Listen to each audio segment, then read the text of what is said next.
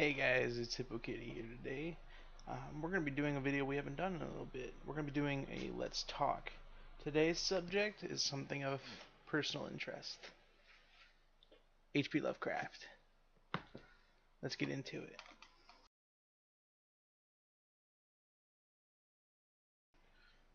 H.P. Lovecraft was an author that was born in 1890 on August 20th, and he died on March 15th, 1937. When he died, he was a relatively poor person, as he did not make much money on his works, as people associated with him not advertising himself much, though many of his works were posted in things like the Gazette in his local area. Now, as his normal upbringing, he was relatively a sick child. Up until the age of 8, he barely made it to school, and to the point where he actually withdrew from school. Though he was out of school, he did wish to continue learning and became very enamored in chemistry and astronomy. He actually did a few hectograph publications that were very limited in circulation in 1899, and it was inside the Scientific Gazette. Lovecraft is actually a really good author. A lot of works are based off of his. I have here the actual complete fiction, which is actually just a collection of his stories. There's a second book that is a Horror in the Museum, which is a combination of works that he's worked on or edited, or works based around his own mythos that he created, which most people know him for, the Cthulhu mythos. But I wanted to give you a quick read of one of the paragraphs describing one of the creatures from his story, because it's descriptive but vague at the same time, and I think that's going to be very apparent. I'll begin. I cannot even hint what it is like, for it was a compound of all that is unclean, uncanny, unwelcome, abnormal, and detestable. It was the ghoulish shade of decay, antiquity, and desolation, the putrid dripping eidolon of unwholesome revelation, the awful bearing of which the merciful earth should always hide. God knows it was not of this world, or no longer of this world. Yet my horror I saw was eaten away in bold revealing outlines, leering, apparent travesty on the human shape, and in its moldly disintegrating apparel, an unspeakable quality that chilled me even more. That's a passage from The Outsider, one of the many stories that he's written in this book. Each book chapter actually has a little bit about Lovecraft and his life, which is where I get a lot of the facts about him from, because they're from his information. Now, just so I can advise how big he is, I'm gonna put my book to the side. There's a lot of stories in here. He's actually influenced a lot of movies and games, whether it be just creatures from his world being in them, or the same style as him, or straight going in. Now, as for style going into it, I actually have some movies here. This one's actually the more famous of them. Cabin in the Woods. The old ones, the gods that they had to sacrifice to. Um, from what the director and the writer said, it was based on the Cthulhu mythos itself, but done in a comical way. On the flip side, though, there's a lot of actual stories taken directly from Lovecraft's works.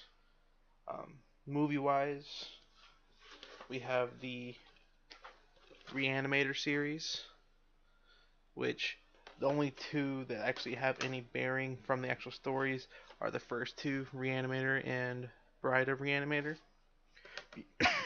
Pardon me for coughing there.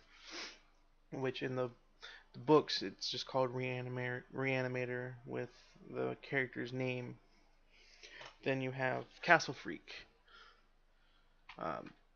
This one is loosely based on a couple of things. They take a premise and a story and they expand on it and change things. I can't remember the name of the actual story that it's based on, but I do know it was in that book, so I was looking for that passage for a minute. Then you have, directly taken, the Dunwich Horror. Now this one is a unique one because what they did is they took the story and the premise and the characters and made it into a movie, but modernized it. Because you have to remember, Lovecraft was alive well before like automobiles were standard or electricity was standard. And then we have two more movies. We have Cool Air, which is a literal interpretation in modern world of one of his stories. Terrible movie. Don't watch this. This is terrible. And then The Namesake of My Cat. Dagon. This movie's actually pretty good. It's not in English fully. It's got English in, I think, Italian? I don't know. But it's directed by the same people who did Reanimator. So that's good. Now, those who've been on my channel for a while know that I've actually done videos about some Cthulhu-based items, such as the Call of Cthulhu game. And that was pretty cool.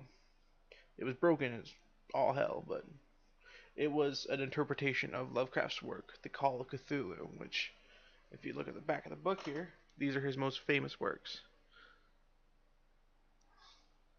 Now, at the same time, there's other games that loosely base it off. Like that one passage I read, the story of that is much like the Amnesia, the Dark Descent game. So, anyone who hasn't seen that, I'm going to have a link down below to the game itself. There's a sequel, but I haven't played it, so I can't speak on how it's connected.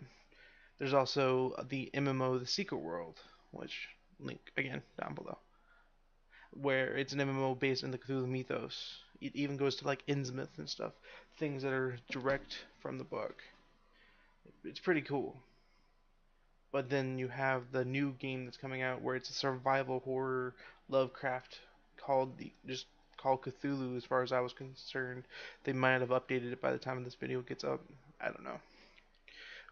His stuff has actually become very, very influential, both style of writing and style of horror. Some people actually call him the grandfather of modern horror, and other people say that that was Edgar Allan Poe, which, based on information from the book, he actually had a direct concern with. He didn't like Poe's work, and Poe didn't like his work.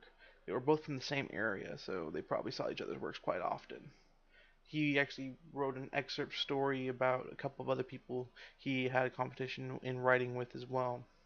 In one case, he even tried to adapt the writing style of the other just to show how bad it was.